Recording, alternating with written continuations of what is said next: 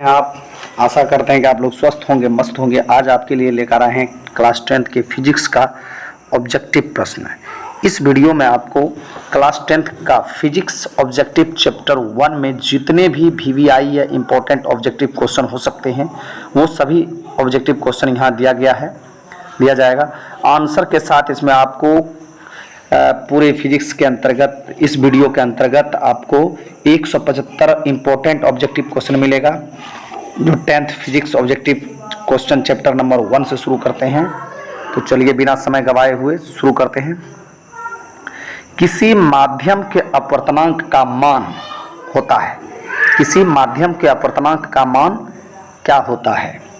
तो जैसा कि आप लोग जानते हैं अपवर्तनांक होता है साइन आई बटा साइन आर। किसी माध्यम का अपवर्तनांक होता है साइन आई बटा साइन आर। बी हमारे ख्याल से बी आंसर सही है, B the right answer. Sine I बटा साइन आर, साइन आर ये है आपका।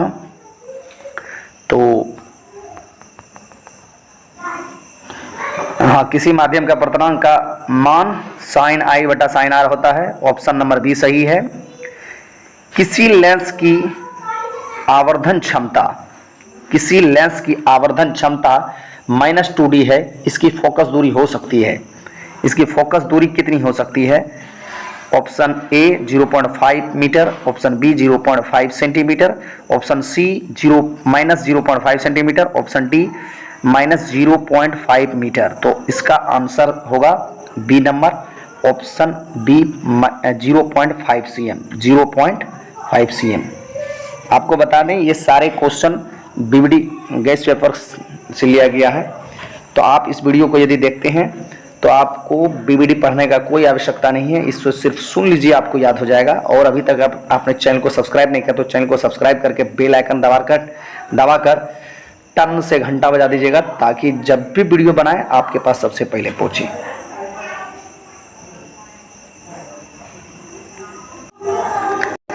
चलिए तीसरे प्रश्न की ओर। कौन सा दर्पण आमतौर पर वाहनों में पीछे देखने के दर्पण के रूप में उपयोग किया जाता है? ये बहुत कॉमन क्वेश्चन है। कौन सा दर्पण आमतौर पर वाहनों में पीछे देखने के दर्पण के रूप में उपयोग किया जाता है? तो इसका सही जवाब होगा उत्तल दर्पण। बी इसका सही जवाब है, B is the right answer. उत्तल दर्पण, उत्तल दर्पण को वाहनों में साइड मिरर के रूप में प्रयोग किया जाता है। उत्तल दर्पण को वाहनों में साइड मिरर के रूप में प्रयोग किया जाता है। अच्छा, उत्तल दर्पण के सामने एक वस्तु को रखा गया है, इसकी प्रतिबिंब की प्रकृति कैसी होगी? काल्पनिक, वास्तविक, वास्तविक या काल्पनिक? इनमें से कोई नहीं। तो इसका सही जवाब होगा काल्पनिक। उत्तल दर्पण में जो भी प्रतिबिंब बनता है सब के सब काल्पनिक प्रतिबिंब बनता है, आभासी प्रतिबिंब बनता है। तो ये इसका सही जवाब होगा काल्पनिक। ए इज द राइट आंसर, ये सही जवाब है। उत्तल दर्पण के सामने, इसमें जो आंसर दिया गया ये वास्तविक लिया जो कि गलती है। उत्तल दर्पण के सामने एक वस्तु रखा गया, इसकी प्रतिबिंब की प्रकृति काल्पनिक होगी। ए सही जवाब है, ये सही जवाब है। इसमें आंसर में बी दिया गया है जो कि ये गलत है। इसके आंसर को हम कट कर रहे हैं क्योंकि आप समझ सकते हैं कि उत्तल दर्पण में जब भी प्रतिबिंब बनता है वो वास्तविक नहीं बनता है, काल्पनिक ही बनता है, आभासी प्रतिबिंब। सभी प्रतिबिंब आभासी बनता है उत्तल दर्पण में। तो इसका जवाब गलत है। इसीलिए इस क्वेश्चन पर फिजिक्स के सारे क्वेश्चन पर हम आज डिस्कस करने वाले हैं, व्याख्यात्मक उत्तर देने वाले हैं। अवतल दर्पण जो है वो वास्तविक और काल्पनिक दोनों प्रतिबिंब बनाता है, जबकि उत्तल दर्पण सिर्फ और सिर्फ काल्पनिक प्रतिबिंब बनाता है। किसी प्रकार का कोई मन में उलझन हो, कोई किसी प्रकार का प्रश्न हो तो कमेंट बॉक्स में कमेंट करके आप लोग पूछ सकते हैं। इसका सही जवाब ए होगा, A is the right answer. किसी उत्तल लेंस की फोकस दूरी हमेशा होती है, जहाँ हमेशा लिखा गया है किसी उत्तल लेंस की फोकस दूरी हमेशा होती है। किसी उत्तल लेंस की फोकस दूरी हमेशा क्या होती है? तो इसका उत्तल लेंस की किसी उत्तल लेंस की फोकस दूरी हमेशा प्लस होती है। किसी उत्तल लेंस की फोकस दूरी हमेशा प्लस होती है। नेक्स्ट प्रश्न की ओर चलते हैं, देखते हैं। किस दर्पण का उपयोग किस दर्पण का उपयोग सामान्यतः वाहनों का पार्श्व दृश्य को देखने के लिए किया जाता है? तो आप लोग पहले ही जानते हैं, इसका जवाब है उत्तल दर्पण। सी इज द राइट आंसर। उत्तल दर्पण इसका सही जवाब है। इसका सही जवाब है उत्तल दर्पण। सी सही जवाब है। चलिए नेक्स्ट प्रश्न की ओर बढ़ने से पूर्व देख लेते हैं थोड़ा सा। 7वां प्रश्न है, निम्न में किस दर्पण की फोकस दूरी, निम्न में किसी दर्पण की फोकस दूरी, निम्न में किस दर्पण की फोकस दूरी होती है? क्वेश्चन है समतल दर्पण, उत्तल दर्पण, अवतल दर्पण में सभी। तो इस ऐसा आना चाहिए कि निम्न में किस दर्पण की फोकस दूरी धनात्मक होती है, यह प्रश्न होना चाहिए। निम्न में किस दर्पण की फोकस दूरी धनात्मक होती है? तो इसमें होगा, इसका जवाब होगा उत्तल दर्पण। उत्तल दर्पण की फोकस दूरी धनात्मक होती है। उत्तल दर्पण की फोकस दूरी धनात्मक होती है। इसका जवाब बी सही होना चाहिए। नई कार्तीय चिन्ह परिपाटी के अनुसार दर्पण के सामने रखे गए, नई कार्तीय चिन्ह परिपाटी के अनुसार दर्पण के सामने रखे गए बिंब की दर्पण के सामने रखे गए बिंब की बिंब दूरी ली जाती है। कहां से ली जाती है? ए मतलब धनात्मक, कभी धनात्मक कभी ऋणात्मक या ऋणात्मक, इनमें से कोई नहीं। तो इसका सी जवाब होगा ऋणात्मक। नई कार्तीय चिन्ह परिपाटी के अनुसार किसी अनुसार दर्पण के सामने रखे गए बिंब की दूरी जो ली जाती है वो ऋणात्मक ली जाती है, क्योंकि वस्तु हमेशा दर्पण के सामने होती है। तो दर्पण के सामने तो ऋणात्मक चिन्ह होगा। सी द राइट आंसर। किसी लेंस द्वारा उत्पन्न आवर्धन, किसी लेंस द्वारा उत्पन्न आवर्धन का एसआई मात्रक कितना होता है? बता दें, आवर्धन मात्रक विहीन होता है। यह आप लोग पहले भी क्वेश्चन में सुन चुके होंगे, दूसरे वीडियो में बताए थे। आवर्धन जो होता है मात्रक विहीन होता है। इसका डी सही जवाब है। निम्न में किस लेंस की फोकस दूरी धनात्मक होती है? निम्न में किस लेंस की फोकस दूरी धनात्मक होती है? तो उत्तल लेंस की फोकस दूरी धनात्मक होती है। उत्तल लेंस की फोकस दूरी धनात्मक होती है। तो बी इसका सही जवाब है। नेक्स्ट प्रश्न, यदि किसी समबाहु त्रिभुज में निर्गत कोण और विचलन कोण क्रमशः 40 डिग्री और 30 डिग्री हैं, तो आपतन कोण का मान कितना होगा?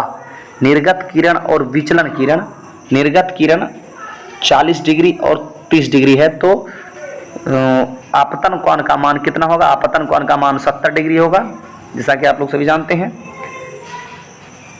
आपतन कोण का मान 70 डिग्री होगा यदि किसी समबाहु त्रिभुज या प्रिज्म में निर्गत कोण और विचलन कोण क्रमशः, निर्गत कोण और विचलन कोण क्रमशः 40 डिग्री 30 डिग्री है, तो आपतन कोण का मान 70 डिग्री होगा। आपतन कोण का मान 70 डिग्री होगा। एक उत्तल लेंस की क्षमता एक डायोप्टर है, तो उस लेंस की फोकस दूरी कितनी होगी? एक उत्तल लेंस की क्षमता 1 डायोप्टर है, तो उस लेंस की फोकस दूरी कितनी होगी? लेंस की फोकस दूरी होगी +100 cm। सी सही जवाब है इसका। इसका सही जवाब सी है, क्योंकि आप जानते हैं कि फोकस दूरी जो लेंस का क्षमता बराबर जो होता है 1/f होता है और फोकस दूरी cm में होती है। तो इसीलिए एक डायोप्टर है, तो इसका मतलब है +100 cm होगा। सी सही जवाब है। निम्नलिखित प्रकाश के रंगों में किस रंग का अपवर्तनांक अधिकतम है? किसका अपवर्तनांक अधिकतम है? ए लाल, बी पीला, सी हरा, डी बैगनी। तो इसका सही जवाब होगा डी बैगनी का अपवर्तनांक सबसे ज्यादा है। जिसका अपवर्तनांक ज्यादा होता है उसका विचलन भी ज्यादा होता है। पानी में डूबे एक उत्तल लेंस की फोकस दूरी हवा में इसकी फोकस दूरी की अपेक्षा क्या होती है? देखिए प्रश्न है, पानी में डूबे एक उत्तल लेंस की फोकस दूरी हवा में पानी में डूबे एक उत्तल लेंस की फोकस दूरी हवा में इसकी फोकस दूरी की अपेक्षा क्या होती है? ऑप्शन ए है अधिक होती है, ऑप्शन बी होती है कम होती है, और ऑप्शन सी है अपवर्तित रहती है, डी इनमें से कोई नहीं। तो इसका जवाब होगा बी कम होती है। कम होती है, B is the right answer.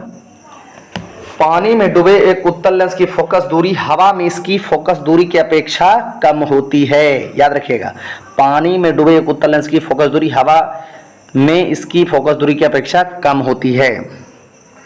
निम्नलिखित में से कौन उत्तल दर्पण की फोकस दूरी है जिसकी वक्रता त्रिज्या 32 cm है? देखिए, वक्रता त्रिज्या 32 cm है, तो इसका फोकस दूरी सीधा जानिए, फोकस दूरी जब भी होता है वक्रता त्रिज्या की आधी होती है। तो 32 का आधा हो गया 16। अब रही बात -16 होगा या +16 होगा, तो उत्तल दर्पण की फोकस दूरी हमेशा प्लस होती है। उत्तल दर्पण की फोकस दूरी हमेशा क्या होती है? प्लस होती है। इसलिए इसका जवाब सी सही है, 16 cm। C is the right answer.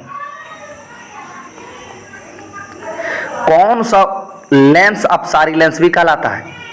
पिछले वीडियो में हमने बताया था कौन सा लेंस अपसारी लेंस कहलाता है। तो उत्तल लेंस को अभिसारी लेंस कहते हैं और अवतल लेंस को अपसारी लेंस कहते हैं। तो अपसारी पूछा है, जो किरणों को बिखरा दे, छितरा दे, उसको अपसारी कहते हैं, और जो किरणों को एक बिंदु पर केंद्रित कर दे उसे अभिसारी कहते हैं। तो कौन सा लेंस अपसारी लेंस भी कहलाता है? तो यहां पर जवाब हो जाएगा अवतल लेंस को अपसारी लेंस कहते हैं। अवतल लेंस को अपसारी लेंस कहते हैं। इसका गलत जवाब लिया गया है, ये बी लिया है। अवतल लेंस को अपसारी लेंस कहते हैं। अपसारी लेंस अवतल लेंस को कहा जाता है और उत्तल लेंस को अभिसारी लेंस कहा जाता है। ये जवाब बी लिया है, इसका जवाब गलत है। इसके जवाब पर ध्यान नहीं दीजिएगा। इसका सही जवाब होगा अवतल लेंस। अवतल लेंस को अपसारी लेंस कहा जाता है। ए इज द राइट आंसर। दंत विशेषज्ञ किस दर्पण का उपयोग मरीजों के दांतों का बड़ा प्रतिबिंब देखने के लिए करते हैं? दंत विशेषज्ञ किस दर्पण का उपयोग मरीजों के दांतों का बड़ा प्रतिबिंब देखने के लिए करते हैं?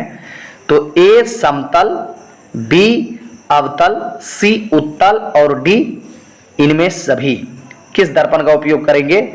तो इसका जवाब होगा अवतल दर्पण। B is the right answer. इसका बी सही जवाब होगा, क्योंकि बी जो उत्तल दर्पण छोटे प्रतिबिंब को बड़ा करके दिखा सकता है। इसलिए सैलून वगैरह में भी अवतल दर्पण का ही प्रयोग किया जाता है, ताकि छोटी छोटी दाढ़ी भी उनको ठाकुर को देख जाए, चट से काट देगा।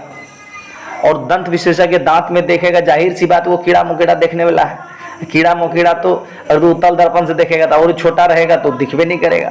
इसलिए अवतल दर्पण से देखता है, ताकि छोटा कीड़ा भी उसको बड़ा दिखाई दे तो पकड़ ले, भैया बीमारी तो हुए हैं। और हाँ, क्वेश्चन तो होते रहेगा। अभी तक आप लोगों ने, हम जानते हैं कि आप लोग वीडियो को अभी लाइक नहीं किए हैं। वीडियो को लाइक कीजिए यार, वीडियो बनाने में बहुत मेहनत लगता है।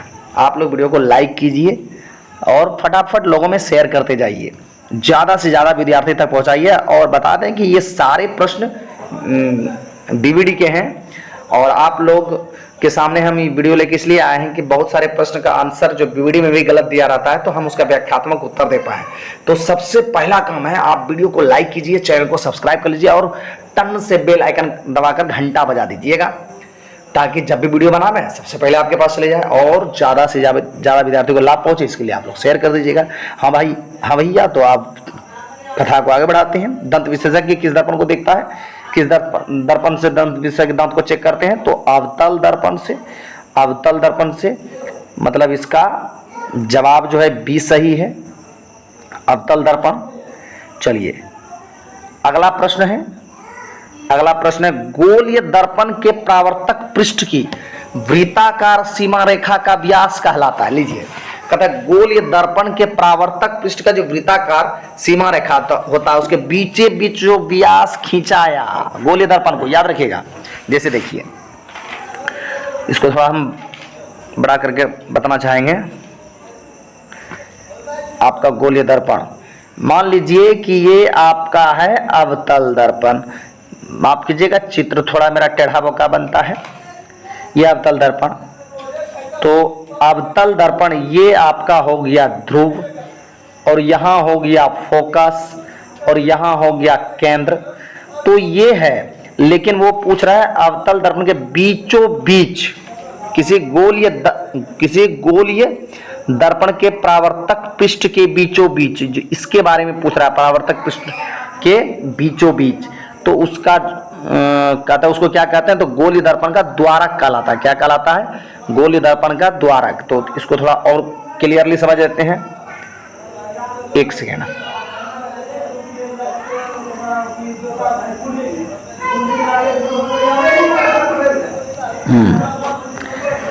तो मान लिया कि ये गोलीय दर्पण, ये वृत्ताकार है, इसको बीचे बीच ऐसे काट दिए।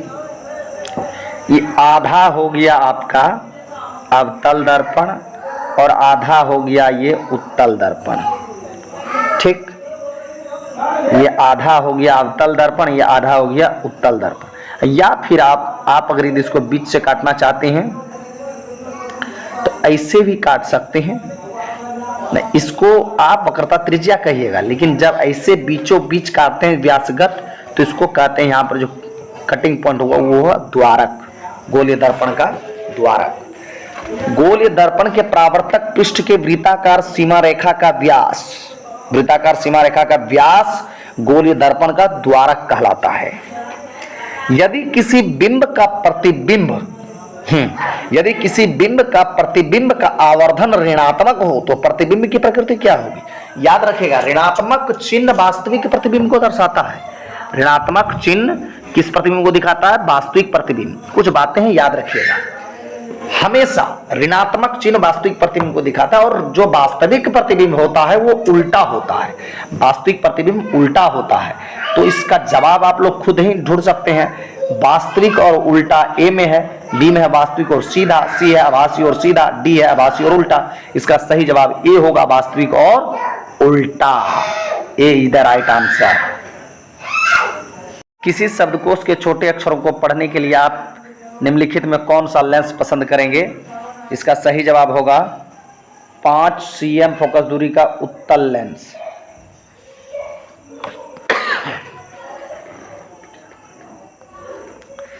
बाईसवां प्रश्न, एक प्रयोग में अवतल दर्पण द्वारा किसी बिंब का प्रतिबिंब एक पर्दे पर प्राप्त किया जाता है। दर्पण की फोकस दूरी को निर्धारित करने के लिए प्रयोगकर्ता को मापने की जरूरत है। इसका जवाब होगा B is the right answer. दर्पण तथा बिंब के बीच की दूरी को, अवतल दर्पण की फोकस दूरी उसकी वक्रता त्रिज्या की आधी होती है। अवतल दर्पण की फोकस दूरी उसकी वक्रता त्रिज्या की आधी होती है। बी सही जवाब है। प्रतिबिंब का आकार हमेशा वस्तु के बराबर है, वस्तु के आकार के बराबर है, तो दर्पण होगा समतल दर्पण होगा। C is the right answer. Lens में मुख्य फोकस की संख्या कितनी होती है? लेंस में मुख्य फोकस की संख्या 2 होती है। ए सही जवाब है। सर्च लाइट का परावर्तक सतह होता है।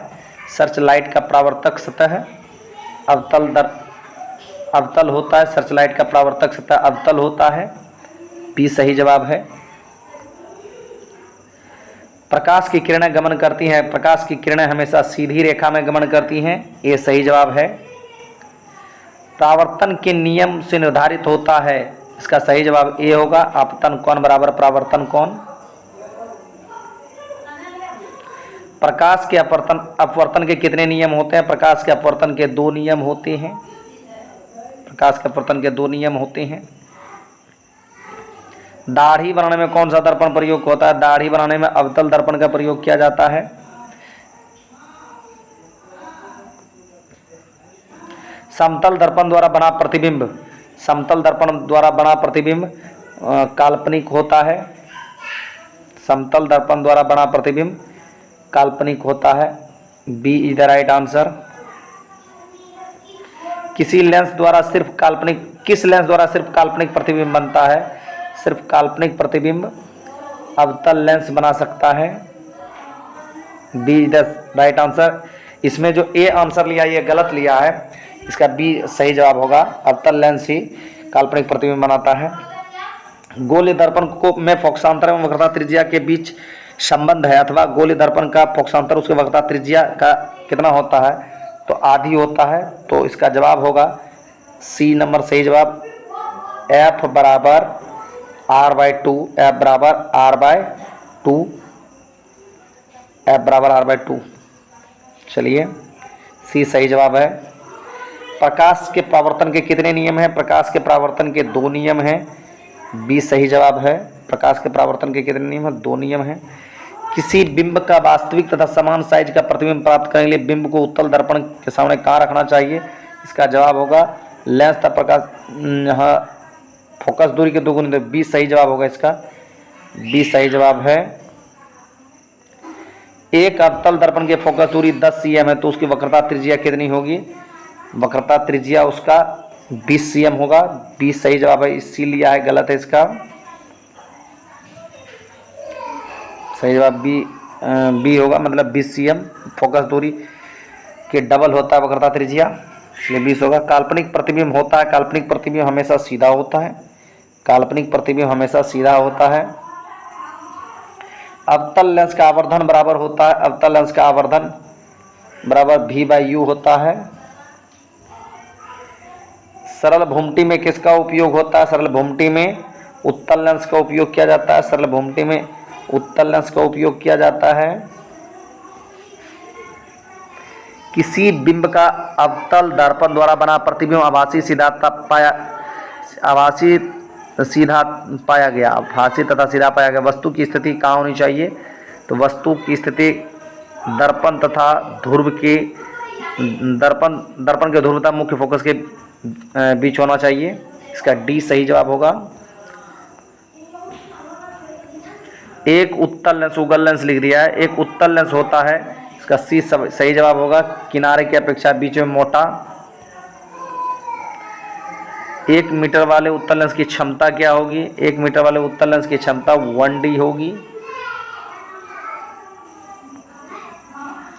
निर्गत किरण और अभिलंब के बीच के बने कोण को क्या कहते हैं? परावर्तन कोण कहते हैं। निर्गत किरण और अभिलंब के बीच बने कोण को परावर्तन कोण कहते हैं। निम्न में कौन सा पदार्थ लेंस बनाने के लिए प्रयुक्त नहीं किया जा सकता है? तो मिट्टी का प्रयोग नहीं किया जा सकता है लेंस बनाने के लिए। डी सही जवाब है। किस दर्पण से वस्तु का बड़ा प्रतिबिंब बनता है? तो अवतल दर्पण से वस्तु का बड़ा प्रतिबिंब बनता है। अवतल दर्पण से वस्तु का बड़ा प्रतिबिंब बनता है। अवतल दर्पण से वस्तु का बड़ा प्रतिबिंब बनता है। बी सही जवाब है। 2D क्षमता वाले लेंस का फोकसांतर कितना होगा? 2D क्षमता वाले लेंस का फोकसांतर 2D क्षमता वाले लेंस का फोकसांतर 30 cm दिया गया है। इसमें सूत्र में ऑप्शन में आंसर में 30 लिया है। किसी गोलीय दर्पण का फोकस त्रिज्या 50 cm है, तो उसकी फोकस दूरी कितनी होगी? 25 cm। आधा होगा डायरेक्ट। 25 cm सही जवाब है। सी सही जवाब है। अवतल दर्पण से परावर्तन के बाद किरण किस बिंदु से होकर गुजरती है? तो फोकस से होकर गुजरती है। परावर्तन के बाद फोकस से होकर गुजरती है। बी सही जवाब है। अगर किसी अवतल दर्पण के फोकस दूरी F तथा वक्रता त्रिज्या R हो तो इसमें क्या संबंध होगा? F बराबर R/2। ए सही जवाब है। F बराबर R/2। कुल मिला के हम लोगों ने अभी 50 प्रश्न किया है, और भी प्रश्न करेंगे अगले चैप्टर से इसी वीडियो में। किसी उत्तल लेंस का फोकसांतर 50 cm, उसकी क्षमता क्या होगी? किसी उत्तल लेंस के फोकसांतर 50 cm है, उसकी क्षमता +2D होगी। +2D।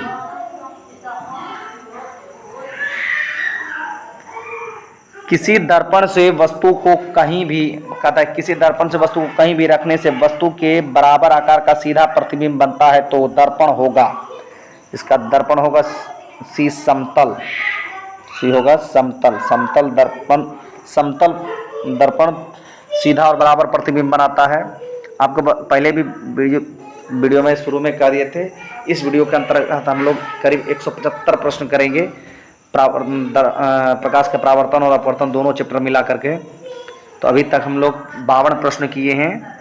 तो 53वां प्रश्न का 53वां प्रश्न है, फोटोग्राफिक कैमरा का विदृश्यक होता है। फोटोग्राफिक कैमरा का विदृश्यक होता है। तो ए उत्तल लेंस, बी अवतल लेंस, सी उत्तल दर्पण, डी अवतल दर्पण। इसका सही जवाब होगा ए उत्तल लेंस। फोटोग्राफी कैमरा का होता है ए उत्तल लेंस, सही जवाब है ए उत्तल लेंस। साइड मिरर के रूप में अवतल दर्पण, साइड मिरर के रूप में उत्तल दर्पण का प्रयोग किया जाता है, बी सही जवाब है। साइड मिरर के रूप में उत्तल दर्पण का प्रयोग किया जाता है, बी सही जवाब है। साइड मिरर के रूप में उत्तल दर्पण का प्रयोग किया जाता है। प्रकाश का वर्ण विक्षेपण किस उपकरण से संभव होता है? प्रकाश का वर्ण विक्षेपण प्रिज्म से संभव होता है। प्रकाश का वर्ण विक्षेपण प्रिज्म से संभव होता है, प्रिज्म से संभव होता है, सी सही जवाब है, सी इज द राइट आंसर। और अभी तक आप लोगों ने वीडियो को लाइक नहीं किया है तो लाइक कर दीजिए, सबसे पहले लाइक कीजिए।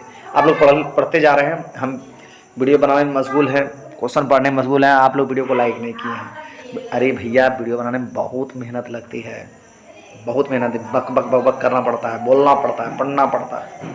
कृपया एक लाइक तो बनता है इतनी मेहनत पर, फटाक से लाइक कर दीजिए, लाइक कीजिए। किए हैं? हाँ अब हुआ। और हाँ, चैनल को सब्सक्राइब करके लोगों में भी शेयर कर दीजिए वीडियो को, और चैनल को सब्सक्राइब करके बेल आइकन दबा के टन से घंटा बजा दीजिएगा, ताकि जब भी वीडियो बनाए आपके पास पहले पहुंचे। तो 56वां प्रश्न देखते हैं। 56वां प्रश्न है, किस दर्पण से हमेशा वस्तु से छोटा प्रतिबिंब बनता है? तो इसका जवाब होगा उत्तल दर्पण से। किस दर्पण से? तो उत्तल दर्पण से। चलिए, जब प्रकाश की किरणें हवा से कांच में प्रवेश करती है तो मुड़ जाती है। जब प्रकाश की किरणें हवा से कांच में प्रवेश करती है तो मुड़ जाती है। देखिए, हवा से कांच में प्रवेश, हवा विरल माध्यम हो गया, कांच सघन माध्यम हो गया। और प्रकाश की किरणें जब विरल माध्यम से सघन माध्यम में प्रवेश करेंगी, विरल माध्यम से जब सघन माध्यम में प्रवेश करेंगी, तो जो किरण जो है वो अभिलंब से अभिलंब की ओर आएगा। जब याद रखिएगा, जब विरल माध्यम से किरण सघन माध्यम में आती है तो वो अभिलंब की ओर झुक जाती है, अभिलंब की ओर आ जाता है। और जब सघन से विरल में जाता है तो अभिलंब से दूर भाग जाता है। सिंपल सा उदाहरण है, यदि आप घर में रह रहे हैं, माँ बाप के अंडर में रह रहे हैं, तो और आप बेलर गए हैं, संग्रामपुर गए, मार्केट गए हैं घूमने के लिए, तो वो आपके लिए विरल माध्यम है। और जब घर आते हैं, घर में फिर माँ बाप है, भाई है, सबके नियम के अंतर्गत रहना पड़ता है। घर आपका सघन माध्यम हो गया, आप घर से इधर उधर कहीं नहीं जा सकते। लेकिन घर से जब फिर निकलते हैं बाहर, तो विरल माध्यम जहाँ मन होगा उधर जाएंगे। तो विरल माध्यम में जब प्रकाश की किरण सघन से विरल में जाते हैं तो अभिलंब से दूर भागेगी, और जब विरल से सघन में आएगी तो अभिलंब की ओर आएगी। याद रखिएगा, विरल से सघन में अभिलंब की ओर, सघन से विरल में अभिलंब से दूर। तो इसमें जब प्रकाश की किरण हवा से कांच में आती है तो हवा विरल माध्यम है और कांच सघन माध्यम है, तो ये अभिलंब के निकट आएगी। इसका जवाब होगा बी, अभिलंब के निकट आएगी, B is the right answer. किसी दर्पण से आप चाहे कितनी ही दूरी पर खड़े हों, आपका प्रतिबिंब सदैव सीधा प्रतीत होता है। संभवतः दर्पण है, सीधा सीधी समतल दर्पण है, हमेशा समतल या तो उत्तल है, सीधा आकृति प्रतिबिंब बनता है, समतल या तो उत्तल है। बराबर तो नहीं बोला ना, तो इसलिए समतल और उत्तल होगा। सिर्फ अगर ये कहता, डी सही जवाब है इसका। यदि कहता कि वस्तु का प्रतिबिंब बराबर बनता है तो ये समतल दर्पण होता है, लेकिन बोला है सिर्फ सीधा प्रतीत होता है, तो समतल या उत्तल दोनों में से कौन हो सकता है। किसी गोलीय दर्पण तथा किसी पतले गोलीय लेंस दोनों की फोकस दूरियां -cm है। देखिए, किसी गोलीय दर्पण तथा किसी पतले गोलीय लेंस दोनों की फोकस दूरियां -15 cm है। दर्पण तथा लेंस संभवतः क्या हो सकते हैं? -15 किसका हो सकता है? तो दोनों अवतल होगा, क्योंकि अवतल दर्पण हो या लेंस, उसका फोकस दूरी माइनस ही होता है। अवतल दर्पण हो या लेंस, उसका फोकस दूरी माइनस ही होता है, इसीलिए उसका सही जवाब ए होगा, A is the right answer. Lens में कितने मुख्य फोकस होते हैं भैया? लेंस में दो ही मुख्य फोकस होते हैं, लेंस में दो ही मुख्य फोकस होते हैं, लेंस में दो मुख्य फोकस होते हैं, बी सही जवाब है, B is the right answer. और अगला प्रश्न है, प्रकाश का वेग न्यूनतम होता है, प्रकाश का वेग किसमें न्यूनतम होता है? याद रखिएगा, इस चार ऑप्शन दे रहे हैं, निर्वात में, जल में, वायु में, कांच में। आपको बता दें, प्रकाश एक अनुप्रस्थ तरंग है, प्रकाश एक अनुप्रस्थ तरंग है और अनुप्रस्थ तरंग को चलने के लिए माध्यम की आवश्यकता नहीं होती है। ध्वनि जबकि अनुदैर्ध्य तरंग होती है, ध्वनि को अनुदैर्ध्य तरंग को चलने के लिए माध्यम की आवश्यकता होती है। इसलिए आप लोग देखे होंगे जब वर्षा होती है तो प्रकाश, बिजली चमकता है, बिजली का चमक हम लोगों को पहले दिखाई देती है और जब बिजली का कड़कड़ाहट, जो गड़गड़ाहट आवाज होती है वो थोड़ी देर बाद सुनाई देती है। इसका मतलब ये तो नहीं है पहले भगवान ने टॉर्च मार दिया, बिजली चमका दिया, उसके बाद आवाज की, ऐसी बात नहीं है। जब बादल आपस में टकराते हैं तो चिंगारी निकलती हैं, तो जिस समय बिजली चमका, जिस समय आपको चमकता हुआ बिजली दिखाई देता है, उस आवाज भी उसी समय हुआ। चूंकि आवाज को चलने के लिए माध्यम की आवश्यकता की जरूरत होती है, तो आवाज को हमारे कानों तक पहुंचते पहुंचते समय लगता है। और जबकि बिजली जो प्रकाश, बिजली चमकता है और प्रकाश जो उत्पन्न होता है, वो प्रकाश को चलने के लिए माध्यम की आवश्यकता नहीं है, वो तुरंत ही हमारे आंखों तक पहुंच जाता है। इसीलिए हमें पहले बिजली का चमकना दिखाई देता है और गड़गड़ाहट बाद में सुनाई देती है। तो यहाँ प्रकाश का वेग न्यूनतम किस में हो सकता है? निर्वात में? तो बिल्कुल नहीं, निर्वात में तो अधिकतम होता है। जल में, वायु में, कांच में। अब ए वाला तो हम ही छांट दिए हैं, अब 3 गो में से आप लोग छांटिए। तो मेरे ख्याल से D is the right answer. D में प्रकाश का वेग इन चारों में से सबसे कम होगा। किसी समतल दर्पण द्वारा आवर्धन होता है, कहता है किसी समतल दर्पण द्वारा, नहीं ऐसे क्वेश्चन थोड़ा लिखने में मिस्टेक हो गया। किसी समतल दर्पण का आवर्धन होता है, किसी समतल दर्पण का आवर्धन हमेशा क्या होता है? +1 होता है, +1 होता है, चूंकि आभासी प्रतिबिंब बनता है समतल दर्पण में। निम्न में किसका उपयोग लेंस बनाने के लिए नहीं किया जा सकता है? तो पहले भी प्रश्न कर चुके हैं, तो इसमें ऑप्शन बदल गया। निम्न में किसका उपयोग लेंस बनाने के लिए नहीं किया जा सकता है? ए हवा, बी पानी, सी पारा, डी कांच। तो पारा का उपयोग लेंस बनाने के लिए नहीं किया जा सकता है। सी इज द राइट आंसर। निम्नलिखित में किसका अपवर्तनांक सबसे कम होता है? पानी का अपवर्तनांक सबसे कम होता है इन चारों में से। पानी, तारपीन, किरोसिन, बेंजीन, इन सब में से किसका अपवर्तनांक सबसे कम होता है? तो पानी का अपवर्तनांक सबसे कम होता है। याद रखिएगा, हमने ये नहीं कहा कि पानी का अपवर्तनांक दुनिया में सबसे कम होता है, लेकिन इन चारों में से पानी, तारपीन, किरोसिन, बेंजीन में सबसे कम अपवर्तनांक पानी का होता है। अच्छा, एक गोलीय दर्पण की वक्रता त्रिज्या 32 cm है। एक गोलीय दर्पण की वक्रता त्रिज्या कितनी है? 32 cm है। एक गोलीय दर्पण की वक्रता त्रिज्या 32 cm है। तो उसकी फोकस दूरी कितनी होगी? 16 cm। सीधा सीधे वक्रता त्रिज्या की आधी होती है। ए is the right answer. A सही जवाब है। ए सही जवाब होगा 16 cm। कितना होगा? 16 cm। हाँ, एक अवतल दर्पण की फोकस दूरी 10 cm, उसकी वक्रता त्रिज्या कितनी होगी? सीधा सीधा 20 cm होगा। वक्रता त्रिज्या 20 cm। सी सही जवाब होगा। इसका सही जवाब सी होगा, 20 cm।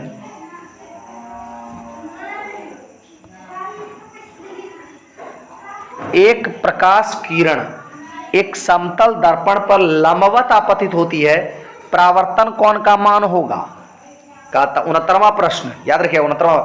एक प्रकाश किरण एक समतल दर्पण पर लंबवत आपतित होती है। एक प्रकाश किरण एक समतल दर्पण पर लंबवत आपतित होती है, तो परावर्तन कोण का मान कितना होगा? तो परावर्तन कोण का मान होगा 0 डिग्री। कितना होगा? 0 degree. The right answer. A सही जवाब है। एक उत्तल लेंस से 40 cm की फोकस दूरी पर एक वस्तु रखी गई है, लेंस से उतनी ही दूरी पर वास्तविक प्रतिबिंब बनता है। लेंस की फोकस दूरी क्या?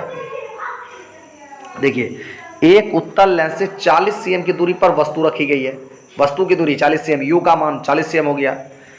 तो रखी गई है एक उत्तल लेंस से 40 cm की दूरी पर वस्तु रखी गई है, लेंस से उतनी ही दूरी पर वास्तविक प्रतिबिंब बनता है। 40 cm पर वस्तु रखा गया, 40 cm पर प्रतिबिंब बन रहा है। कुछ समझ में आया कि जहां पर वस्तु रखा है, वस्तु की दूरी और प्रतिबिंब की दूरी बराबर आ रही है, इसका मतलब वस्तु कहां है? अब वास्तविक प्रतिबिंब है, तो वस्तु कहां हो सकता है? सोच के बाद देखिए, उस लेंस की उतनी ही वास्तविक दूरी पर प्रतिबिंब बनता है। लेंस की फोकस दूरी कितनी होगी? लेंस की फोकस दूरी 20 cm होगी। B is the right answer. कुछ समझ में आया? नहीं। ऊपर से फ्लो हो गया, कोई बात नहीं, हम है ना। देखिए भैया, बोला है कि 40 cm पर वस्तु रखा और प्रतिबिंब भी 40 पर बन रहा है। इसका मतलब आप समझ रहे हैं, केंद्र पर ही एक ऐसा जगह है वक्रता केंद्र जहां पर वस्तु जहां रखेंगे प्रतिबिंब वहीं बनेगा। जितना दूरी पर वस्तु उतने दूरी पर प्रतिबिंब। तो वक्रता केंद्र पर बनने वाला ही प्रतिबिंब क्या होता है? बराबर होता है, वस्तु के एक समान होता है। इसीलिए जब वक्रता केंद्र का ही मान 40 cm हो गया तो फोकस दूरी कितनी होगी? 20 cm। Very good, B is the right answer. B सही जवाब है।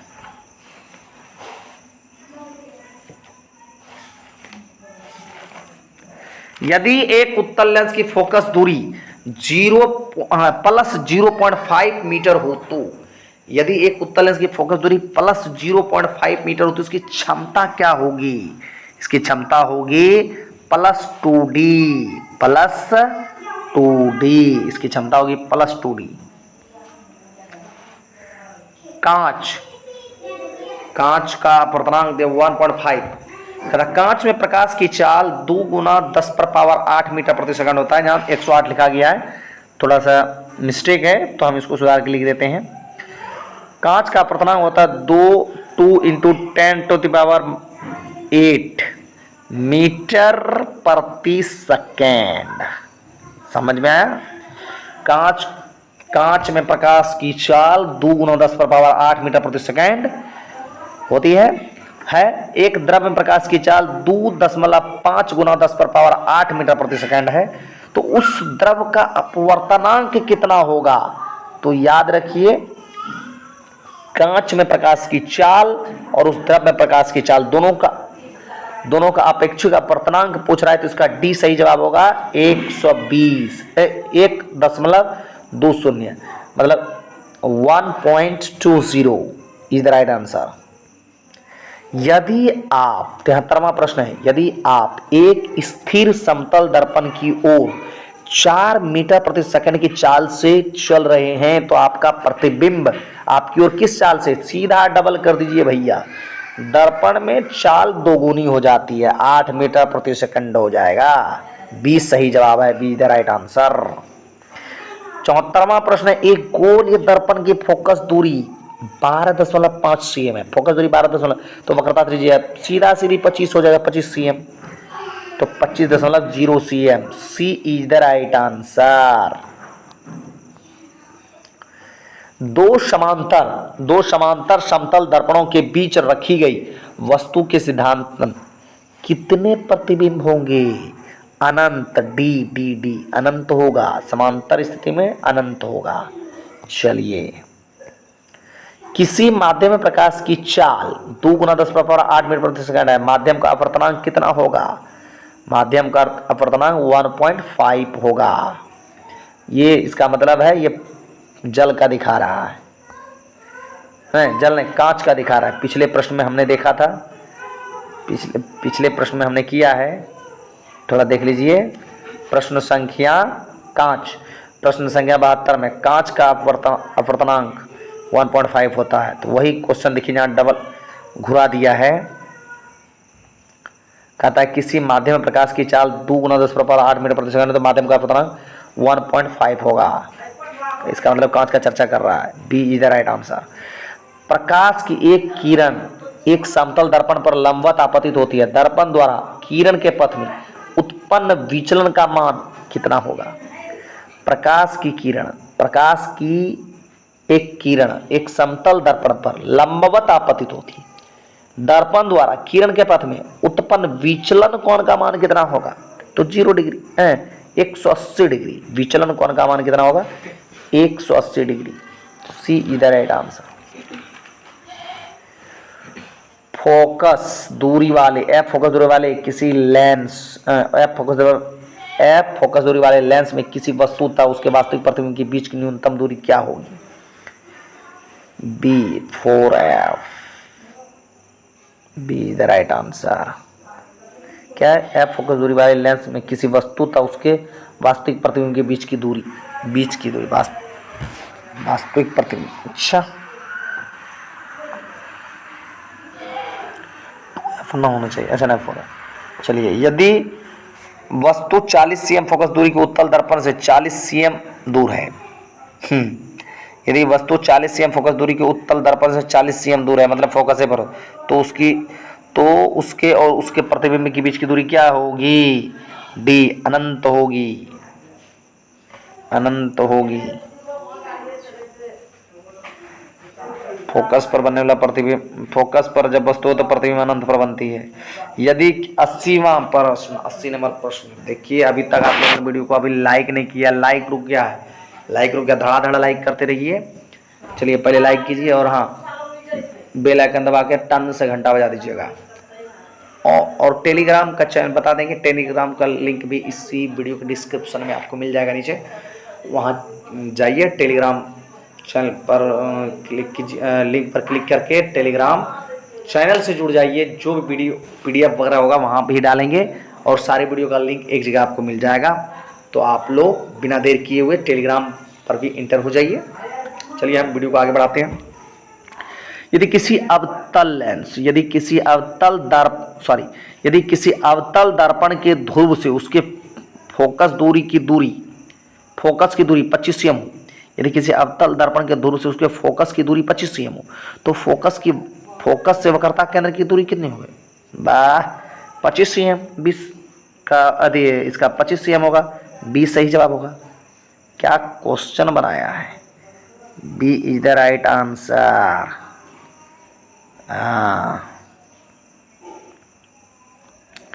20 cm फोकस दूरी के एक अवतल दर्पण में किसी वस्तु के उसके वास्तविक प्रतिबिंब से न्यूनतम दूरी होगी। 20 cm फोकस दूरी के एक अवतल दर्पण में किसी वस्तु की उसके वास्तविक प्रतिबिंब से न्यूनतम दूरी होगी।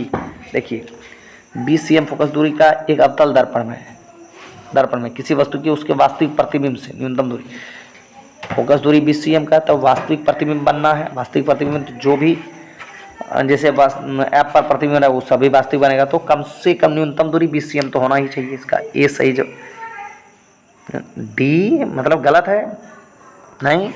20 cm फोकस दूरी का यदि एक अवतल दर्पण है तो किसी वस्तु की उसके वास्तविक प्रतिबिंब से न्यूनतम दूरी होगी, वास्तविक प्रतिबिंब से न्यूनतम दूरी। तो वास्तविक प्रतिबिंब जब फोकस पर वस्तु हो तो प्रतिबिंब अनंत पर बनेगा। प्रतिबिंब कहाँ बनेगा? अनंत पर। लेकिन यहाँ बोला क्या? 20 cm के फोकस दूरी के अवतल दर्पण में किसी वस्तु के उसके वास्तविक प्रतिबिंब, ये तो अनंत पर बनने वाला प्रतिबिंब है, तो वास्तविक होगा। और जब वस्तु अनंत पर हो तो प्रतिबिंब फोकस पर बनेगा। तो न्यूनतम दूरी तो 20 cm कम से कम होना चाहिए, तो शून्य लिखने का कोई चांस नहीं है। उसके वास्तविक क्या कहता है? अवतल दर्पण में किसी वस्तु की उसके वास्तविक प्रतिबिंब से दूरी, वस्तु के वास्तविक प्रतिबिंब से दूरी अनंत होगा। यह शून्य कैसे शून्य हो सकता है? How is possible? 20 cm का फोकस दूरी की एक अवतल दर्पण है, अवतल दर्पण है, इसका फोकस दूरी है 20 cm, ठीक है। अब 20 cm फोकस दूरी के एक अवतल दर्पण में किसी वस्तु की उसके वास्तविक प्रतिबिंब, तो जब वस्तु अनंत पर होगा प्रतिबिंब फोकस पर बनेगा, तो प्रतिबिंब फोकस पर बनेगा, वो भी वास्तविक ही होगा। तो उसके वास्तविक प्रतिबिंब से न्यूनतम दूरी क्या होगा? वस्तु की उसके वास्तविक प्रतिबिंब से न्यूनतम दूरी, कम से कम दूरी क्या हो सकता है? वस्तु तो अनंत पर था, प्रतिबिंब यहाँ है, जब ये यहाँ आएगा गड़बड़ है भैया। इसका होना चाहिए जवाब वास्तव में होना चाहिए। अगर ये वस्तु फोकस पर है, प्रतिबिंब अनंत पर जाएगा। यदि इधर कम से कम इसका दूरी 20 दूना 40 cm तो होना ही चाहिए था। इसका जवाब 40 cm होना चाहिए था। अगर वास्तविक प्रतिबिंब बनाना है तो कोई जरूरी नहीं कि अनंत पर जाएगा। फोकस 20 cm का है तो वक्रता केंद्र पर 40 cm हो जाएगा वक्रता त्रिज्या। तो वस्तु और फोकस के बीच की दूरी, वस्तु और प्रतिबिंब की दूरी, वस्तु का है फोकस पर, नहीं वक्रता केंद्र पर, शून्य, न्यूनतम दूरी शून्य, सही जवाब है, शून्य सही जवाब है। अब इसका जवाब निकला, अब आपको समझाते हैं, सोच के देखिए। ये वक्रता केंद्र पर यदि वस्तु हो और तो वहीं पर प्रतिबिंब भी आ गया, तो दोनों के बीच की दूरी तो शून्य होगा, सही जवाब है इसका। यदि प्रकाश की चाल निर्वात में c हो और कांच का अपर्तनांक 1.5 हो तो उस कांच में प्रकाश की चाल क्या होगी? निर्वात में c हो तो कांच में प्रकाश की चाल क्या होगी? B is the right answer, 2c/3। 2c/3 B सही जवाब है इसका।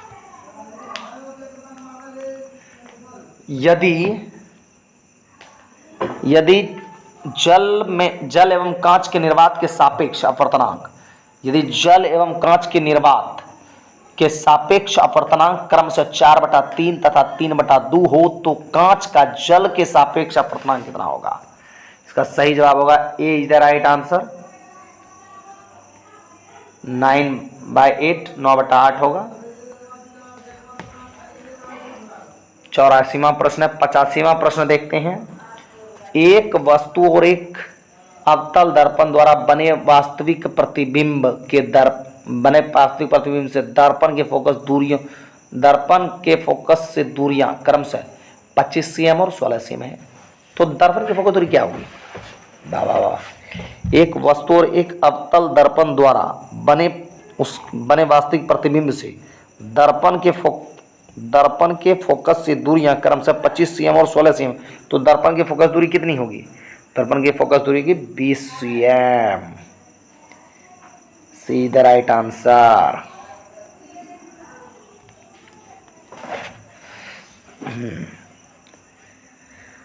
यदि प्रकाश की किरण विरल माध्यम से सघन माध्यम में जाती हो तो स्नेल का नियम आपतन कोण के निम्नलिखित में किस मान के लिए लागू नहीं होगा? ए 0 डिग्री के लिए लागू नहीं होगा। स्नेल का नियम 0 डिग्री के लिए लागू नहीं होगा। एक अवतल दर्पण के मुख्य अक्ष के लंबवत 1.5 cm आकार की एक वस्तु रखी गई है। दर्पण से वस्तु की दूरी दर्पण की वक्रता त्रिज्या के बराबर है तो प्राप्त प्रतिबिंब का आकार क्या होगा? एक अवतल दर्पण के मुख्य अक्ष के लंबवत 1.5 cm आकार की एक वस्तु रखी गई है। दर्पण से वस्तु की दूरी दर्पण के वक्रता त्रिज्या के बराबर है। प्राप्त प्रतिबिंब का आकार क्या होगा? सी सही जवाब है इसका, 1.5 cm। यदि सूर्य प्रकाश किसी अवतल दर्पण के प्रधान अक्ष के समांतर दर्पण पर आपतित हो रहा है और प्रतिबिंब दर्पण के ध्रुव से 30 cm की दूरी पर बन रहा हो तो दर्पण की वक्रता त्रिज्या क्या होगी? डी 30 दूना 60 cm। गोलीय दर्पण से 5 cm की दूरी पर रखी गई वस्तु का प्रतिबिंब दर्पण से 35 cm की दूरी पर उसी ओर बनता है जिस ओर वस्तु है तो आवर्धन क्या होगा? -7 cm। आवर्धन होगा -7 cm। B is the right answer.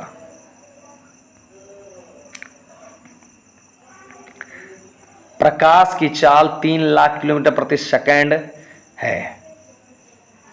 यदि चंद्रमा से पृथ्वी की दूरी 4 लाख किलोमीटर है हो तो प्रकाश को चंद्रमा से पृथ्वी तक पहुंचने में कितना समय लगता है? सी 3/4 मिनट। 3/4 मिनट। मोटर गाड़ी के चालक के सामने लगा रहता है, मोटर गाड़ी के चालक के सामने लगा रहता है कौन सा दर्पण लगा रहता है भैया? तो उत्तल दर्पण। चालक के सामने उत्तल दर्पण लगा रहता है। 93 प्रश्न आ गए। चलिए वीडियो को आप लोग अभी तक लाइक यदि नहीं किए हैं लाइक कीजिए, चैनल को सब्सक्राइब कर लिए, धड़ाधड़ सब्सक्राइबर बढ़ाइए भाई। इतना मेहनत करते हैं, थोड़ा मोड़ा आप लोग भी मदद कर सकते हैं। एकदम सड़ाक से चैनल को सब्सक्राइब कर लीजिए और टन से घंटा बजा दीजिएगा और लोगों में शेयर भी कर दीजिएगा और लाइक तो सबसे पहले कीजिएगा और एक प्यारा सा कमेंट जरूर कीजिएगा। आपको वीडियो कैसा लगा तो कमेंट जरूर कीजिएगा, प्यारा कमेंट कीजिए। और अब से वीडियो में गिव अवे हम शुरू करेंगे। गिव अवे का मतलब होता है हम कुछ प्रश्न अंत में डालेंगे और उसका सही जवाब देने वाले कमेंट में करके सही जवाब बताने वालों को 500 रुपया का निर्धारित इनाम दिया जाएगा। तो गिव अवे का प्रश्न इसी वीडियो से हम शुरू करेंगे। वीडियो के बीच में हम कहीं भी प्रश्न पूछ देंगे और उस प्रश्न का जवाब सबसे पहले कमेंट में लिखने वाले को 500 रुपये का इनाम दिया जाएगा। तो इसके लिए आपको क्या करना है, सबसे पहले चैनल को सब्सक्राइब कर लीजिए और वीडियो को लाइक करके एक प्यारा सा कमेंट कर दीजिएगा। और उसके बाद आपका देखते हैं, यदि आप लकी विनर होते हैं तो आपको मिलता है 500 रुपये का ज़बरदस्त गिव अवे प्राइस। और चैनल का भी, यदि वीडियो आप यूट्यूब चैनल तो उसका भी प्रमोशन कर दिया जाएगा। तो चलिए, इसका जवाब होगा उत्तल दर्पण बी।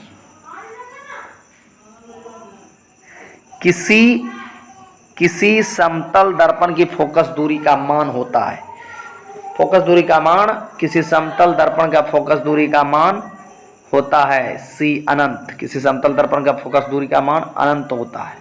किसी समतल दर्पण का फोकस दूरी का मान अनंत होता है। किसी समतल दर्पण के फोकस दूरी का मान अनंत होता है। गोलीय दर्पण के ध्रुव से वक्रता केंद्र की दूरी को कहते हैं। गोलीय दर्पण के ध्रुव से वक्रता केंद्र की दूरी को क्या कहते हैं? वक्रता त्रिज्या। बी सही जवाब है, वक्रता त्रिज्या। B is the right answer. 95 प्रश्न हो गया है। एक अवतल लेंस की फोकस दूरी 20 cm है। एक अवतल लेंस की फोकस दूरी 20 cm, इसकी क्षमता होगी, यदि फोकस दूरी 20 cm, इसकी क्षमता हो जाएगी -5 डायप्टर। एक अवतल लेंस की फोकस दूरी 20 cm है, इसका क्षमता हो जाएगा -5 डायप्टर। एक एक नहीं, वस्तु से छोटा और आभासी प्रतिबिंब में किस दर्पण से बनता है? तो उत्तल दर्पण से। डी इसका सही जवाब होना चाहिए। इसका सही जवाब डी होना चाहिए, उत्तल दर्पण से। डी सही जवाब है। वस्तु से बड़ा और आभासी प्रतिबिंब किस दर्पण से बनता है? किस दर्पण से बनता है? वस्तु से बड़ा और आभासी प्रतिबिंब, बड़ा और आभासी प्रतिबिंब कब बनता है? अवतल दर्पण से भैया, अवतल दर्पण से बनता है। ए इज द राइट आंसर, ये सही जवाब है। अवतल दर्पण द्वारा किसी वस्तु का, अवतल दर्पण द्वारा किसी वस्तु का बन सकता है केवल आभासी प्रतिबिंब, केवल वास्तविक प्रतिबिंब, या ए बी दोनों? तो इसका सी सही जवाब होगा, ए बी दोनों। हाँ, अवतल दर्पण की वक्रता त्रिज्या, उसकी फोकस दूरी क्या होती है? आधी होती है। तो अवतल दर्पण की वक्रता त्रिज्या उसके फोकस दूरी की आधी नहीं, दोगुनी होती है। सॉरी, अवतल दर्पण की वक्रता त्रिज्या उसकी फोकस दूरी की होती है, फोकस वक्रता त्रिज्या जो होती है R बराबर 2F, R बराबर 2। बी दोगुनी होती है, सही जवाब, दोगुनी होती है।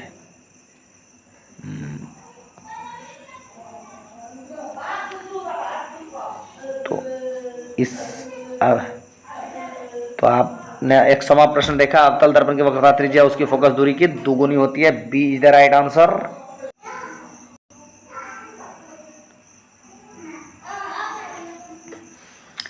निम्न में किसका वास्तविक प्रतिबिंब, निम्न में से किसी वस्तु, किसका कहते हैं, सॉरी, निम्न में कौन किसी वस्तु का वास्तविक प्रतिबिंब बना सकता है? तो इसका सी सही जवाब होगा। जवाब भी दिख रहा है, उत्तल लेंस। उत्तल लेंस किसी वस्तु का वास्तविक प्रतिबिंब बना सकता है। किसी वस्तु का आवर्धित प्रतिबिंब निम्नांकित में किस दर्पण से बनता है? आवर्धित प्रतिबिंब किस दर्पण से बनता है? तो अवतल दर्पण से बनता है। इसका बी सही जवाब होगा। किसी वस्तु का आवर्धित प्रतिबिंब निम्न में से किस दर्पण से बनता है? तो अवतल दर्पण से बनता है। आवर्धित, अवतल दर्पण से आवर्धित प्रतिबिंब, बड़ा प्रतिबिंब बनता है। अच्छा,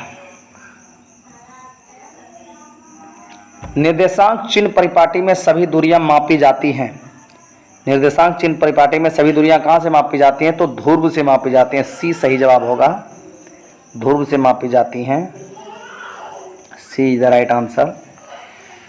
उत्तल दर्पण द्वारा बना प्रतिबिंब होता है, उत्तल दर्पण द्वारा बना प्रतिबिंब हमेशा सीधा होता है। बी इसका सही जवाब होगा। उत्तल दर्पण द्वारा बना प्रतिबिंब हमेशा सीधा होता है। उत्तल दर्पण द्वारा बना प्रतिबिंब हमेशा सीधा होता है। उत्तल दर्पण द्वारा बना प्रतिबिंब हमेशा सीधा होता है। इसका बी सही जवाब है। B is the right answer. उत्तल दर्पण हमेशा सीधा प्रतिबिंब बनाता है। एक उत्तल गोलीय दर्पण से प्रतिबिंब बनता है। कहता एक उत्तल गोलीय दर्पण से प्रतिबिंब बनता है। कैसा प्रतिबिंब बनता है? आभासी, वास्तविक, आकार में बड़ा, उल्टा। तो उत्तल दर्पण सभी प्रतिबिंब आभासी बनाता है। ए सही जवाब है इसका। ए इज द राइट आंसर। वायु का निरपेक्ष अपवर्तनांक वास्तव में होता है। कितना होता है? वायु का निरपेक्ष अपवर्तनांक वास्तव में कितना होता है? ऑप्शन ए है 1 के बराबर, ऑप्शन बी है 1 से कम, ऑप्शन सी है 1 से अधिक, ऑप्शन डी है 0। तो आप लोग फटाफट कमेंट बॉक्स में कमेंट कीजिए। तो इसका जवाब होगा सी, 1 से अधिक। 1 से अधिक, सी इज द राइट आंसर। निम्नलिखित में किसका अपवर्तनांक सबसे अधिक है? यहाँ 4 ऑप्शन देंगे। ए फ्लिंट कांच, बी क्राउन कांच, सी नीलम, डी हीरा। इन चारों में से किनका अपवर्तनांक सबसे अधिक है? तो आपको बता दें कि सबसे अधिक अपवर्तनांक हीरा का होगा। डी सही जवाब होगा इसका। D is the right answer. हीरा, हीरा का अपवर्तनांक सबसे ज़्यादा होता है। इन चारों में से फ्लिंट कांच, क्राउन कांच, नीलम और हीरा में सबसे अधिक अपवर्तनांक हीरा का होता है। लेंस की फोकस दूरी एवं क्षमता P है। लेंस की फोकस दूरी एवं क्षमता P हो तो 4 ऑप्शन में से कौन सा होगा? ए बराबर कहता है, ए ऑप्शन ए में है P भागा F बराबर 2, बी में है F भागा P बराबर 0.5 और सी में है P गुना F बराबर 1, डी में है P भागा F बराबर 1। तो इसका सही जवाब सी होगा। C is the right answer. मतलब PF बराबर 1 तभी तो होगा। P बराबर 1/F, ये तो सूत्र आप लोग जानते हैं। सी सही जवाब होगा। एक अवतल लेंस की फोकस दूरी 50 cm है, इसकी क्षमता कितनी होगी? एक अवतल लेंस की फोकस दूरी 50 cm है, इसकी क्षमता कितनी होगी? एक अवतल लेंस की फोकस दूरी 50 cm है तो इसकी क्षमता कितनी होगी? ऑप्शन ए है +2 डायोप्टर, ऑप्शन बी है -2 डायोप्टर, ऑप्शन सी है +5 डायोप्टर, ऑप्शन डी है -5 डायोप्टर। तो इसका आंसर होगा B -2 dioptre. Option B -2 dioptre. एक अवतल लेंस है इसलिए फोकस माइनस में होगा तो -2 डायोप्टर होगा।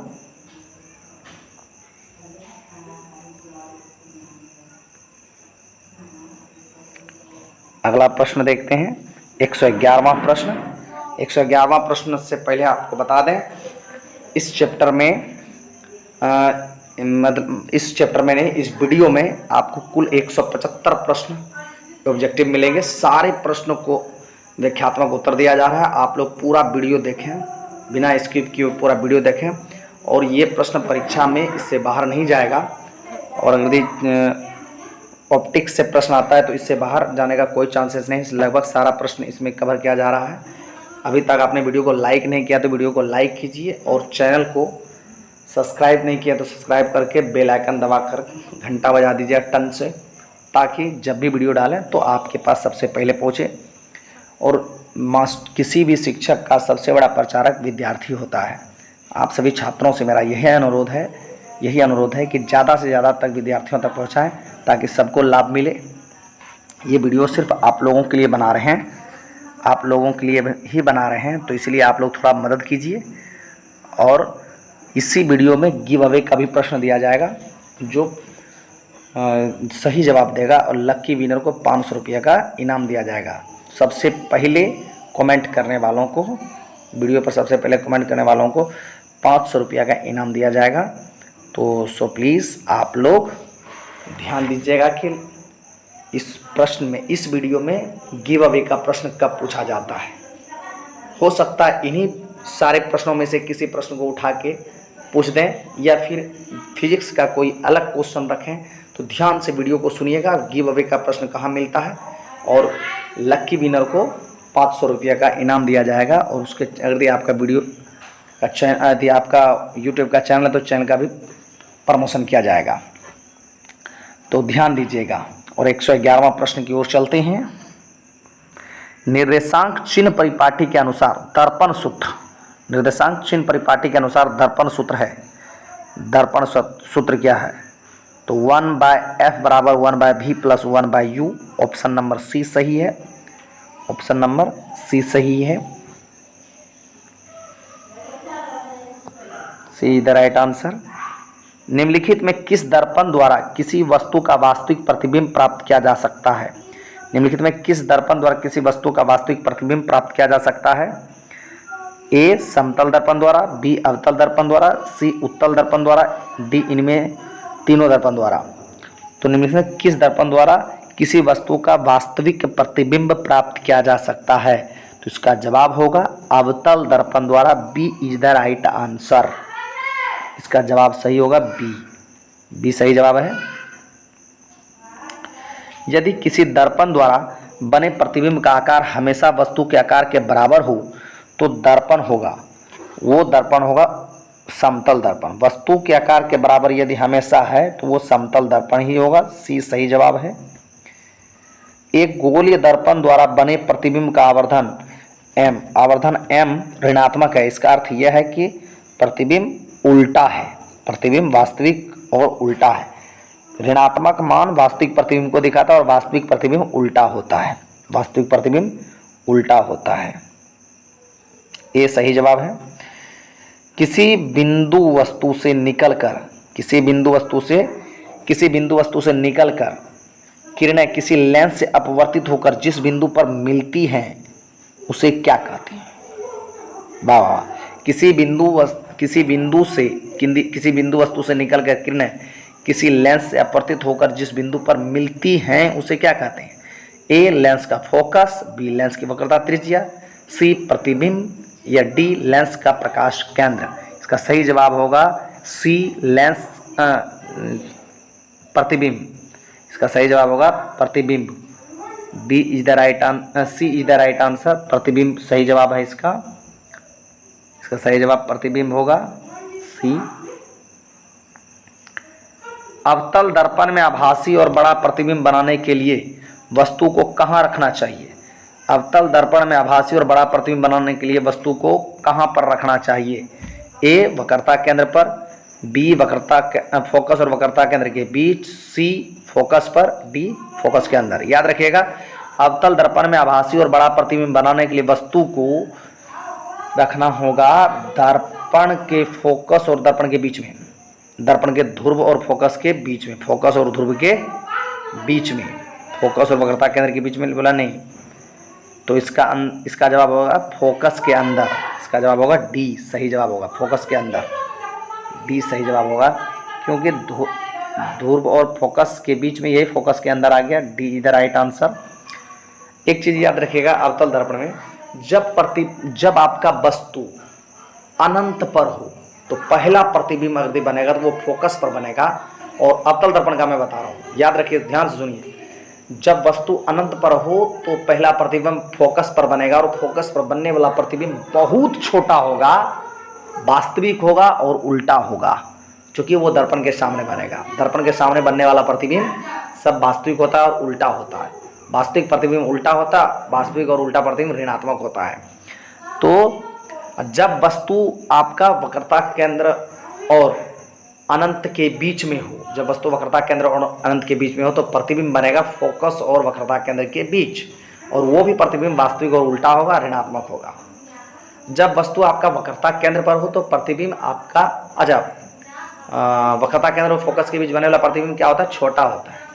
फोकस पर बनने वाला प्रतिबिंब बहुत छोटा होता है।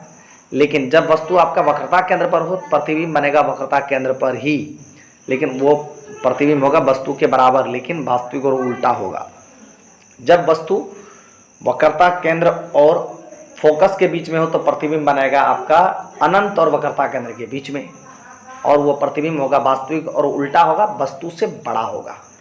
वक्रता केंद्र पर तो बराबर बना, लेकिन अनंत और वक्रता केंद्र के बीच में वस्तु से बड़ा बनेगा। वास्तविक प्रतिबिंब उल्टा प्रतिबिंब बनेगा। जब वस्तु आपका फोकस पर आ जाए तो प्रतिबिंब आपका अनंत पर बनेगा और वो प्रतिबिंब बहुत बड़ा बनेगा, वास्तविक बनेगा, उल्टा बनेगा। और जब वस्तु आपका फोकस और ध्रुव के बीच अर्थात फोकस के अंदर बने खड़ा रहे तो उसका प्रतिबिंब दर्पण के पीछे बनेगा और वो प्रतिबिंब सीधा होगा, काल्पनिक अथवा आभासी होगा, और वो धनात्मक चिन्ह वाला होगा, दर्पण के पीछे होगा। और जब वस्तु ध्रुव पर हो तो प्रतिबिंब ध्रुव पर ही बनता है और वस्तु के बराबर बनता है और सीधा बनता है।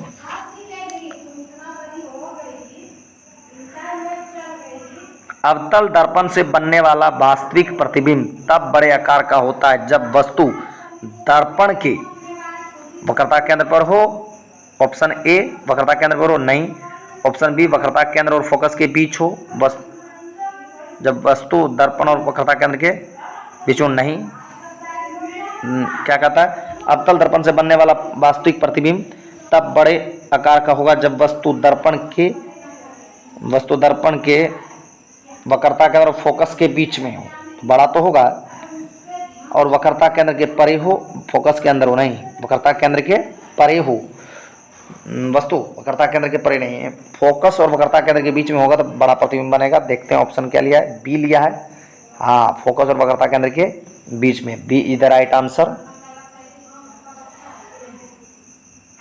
जब प्रकाश की किरण एक माध्यम से दूसरे माध्यम में गमन करती है तो अपने पूर्व पथ से विचलित हो जाती है, इसे कहते हैं प्रकाश का अपवर्तन। ऑप्शन सी सही है, सी इज द राइट आंसर, प्रकाश का अपवर्तन। निम्नलिखित में किस दर्पण द्वारा फोकस पर रखे एक बिंदु स्रोत से समानांतर प्रकाश पुंज प्राप्त हो सकता है? निम्नलिखित में से किस दर्पण द्वारा फोकस पर रखे एक बिंदु स्रोत से समांतर प्रकाश किरण पुंज प्राप्त हो सकता है? तो इसका सही जवाब होगा ए अवतल दर्पण से। अवतल दर्पण से, A is the right answer. 15 cm focus दूरी वाले एक अवतल दर्पण के सामने 30 cm दूरी पर एक वस्तु का रखने पर उसका प्रतिबिंब बनेगा। 15 cm फोकस दूरी वाले वस्तु 30 cm पर रखा है तो वक्रता केंद्र पर, तो दर्पण के फोकस पर नहीं, दर्पण के पीछे, दर्पण के वक्रता केंद्र पर ही बनेगा प्रतिबिंब। सी सही जवाब होगा इसका, सी इज द राइट आंसर।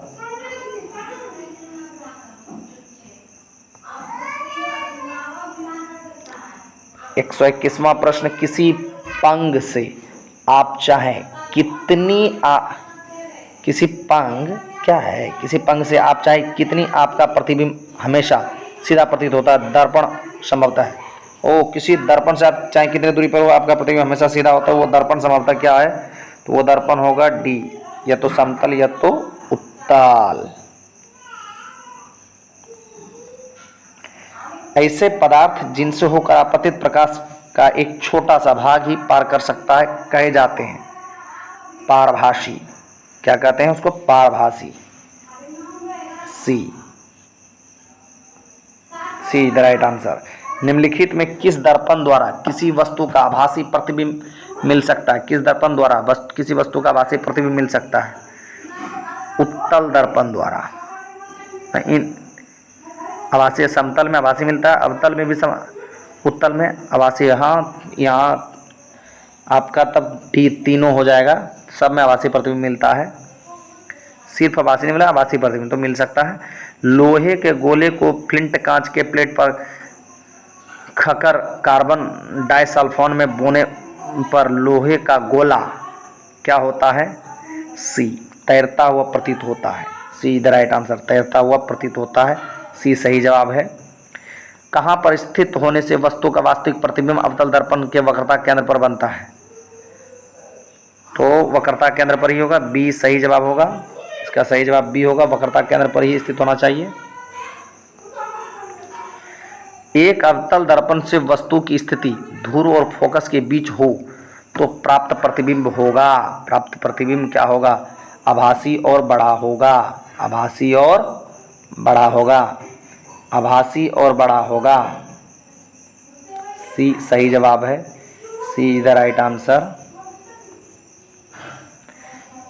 उत्तल लेंस में जब वस्तु उत्तल लेंस में जब वस्तु फोकस और लेंस के बीच में रखी गई है, उत्तल लेंस में जब वस्तु फोकस और लेंस के बीच में, तब उसका प्रतिबिंब बनता है बी काल्पनिक और सीधा। काल्पनिक और सीधा। एक दर्पण से किसी भी दूरी पर रखी एक वस्तु का सीधा प्रतिबिंब प्राप्त होता है। दर्पण हो सकता है क्या? दर्पण कौन सा दर्पण हो सकता है? तो सी समतल अथवा उत्तल। ये क्वेश्चन कई बार पूछ दिया गया है घुरा घुरा के, ये क्वेश्चन इंपॉर्टेंट हो गया इसे ही। 129 नंबर क्वेश्चन नंबर 129 +2D तथा +0.25D क्षमता वाले दो लेंसों का समायोजन कितने क्षमता वाले एकल लेंस के तुल्य होगा? इसका सही जवाब होगा डी सही होगा 2.25D 2.25D D is the right answer. अनंत से जब एक वस्तु को एक अभिसारी लेंस के फोकस विद के पास लाया जाए तो वस्तु का प्रतिबिंब क्या होगा? तो वस्तु का प्रतिबिंब लेंस से दूर जाता है। वस्तु का प्रतिबिंब लेंस से दूर जाता है। सी is the right answer. C सही जवाब है। निर्देशांक चिन्ह परिपाटी के अनुसार गोलीय दर्पण के लिए आवर्धन सूत्र क्या होता है? गोलीय दर्पण के लिए आवर्धन सूत्र D is the right answer. m बराबर -v/u। m बराबर -v/u। किसी गोलीय दर्पण तक किसी पतले गोलीय लेंस दोनों की फोकस दूरी -15 cm है, तो दर्पण तथा लेंस संभवतः क्या हो सकते हैं? तो ए दोनों अवतल हो सकते हैं। 132वां प्रश्न, जब एक उत्तल लेंस से 25 cm की दूरी पर एक वस्तु को रखा जाता है, जब एक उत्तल लेंस से 25 cm की दूरी पर एक वस्तु को रखा जाता है, तब उस वस्तु का एक कहता है क्षणिक प्रतिबिंब बनता है लेग की फोकस दूरी में होनी चाहिए। क्या होनी चाहिए? तो बी 25 cm से अधिक होनी चाहिए। 25 cm से अधिक होनी चाहिए। प्रकाश की चाल 3,83,000 किलोमीटर पर सेकेंड है। यदि प्रकाश को सूर्य में पृथ्वी तक पहुंचने में 5 मिनट 3 सेकेंड, एक नैनो मैंने 5.31 मिनट लगता हो, तो पृथ्वी से सूर्य की दूरी क्या हो सकती है? तो सी 15 करोड़ किलोमीटर। 15 करोड़ किलोमीटर पृथ्वी से सूर्य की दूरी क्या हो सकती है? 15 करोड़ किलोमीटर। सी सही जवाब है। हजामत बनाने के लिए उपयुक्त गोलीय दर्पण से सीधा प्रतिबिंब प्राप्त करना चाहिए। दर्पण के ध्रुव और मुख्य फोकस के बीच, दर्पण के ध्रुव और मुख्य फोकस के बीच बी द राइट आंसर। एक गोलीय दर्पण और एक पतले लेंस में प्रत्येक की फोकस दूरी प्लस 20 cm है, तब एक गोलीय दर्पण और एक पतले लेंस के फोकस प्रत्येक की फोकस दूरी प्लस 20 cm है, तब दोनों ही उत्तल लेंस हैं। तब दोनों ही क्या है? उत्तल लेंस हैं। B is the right answer.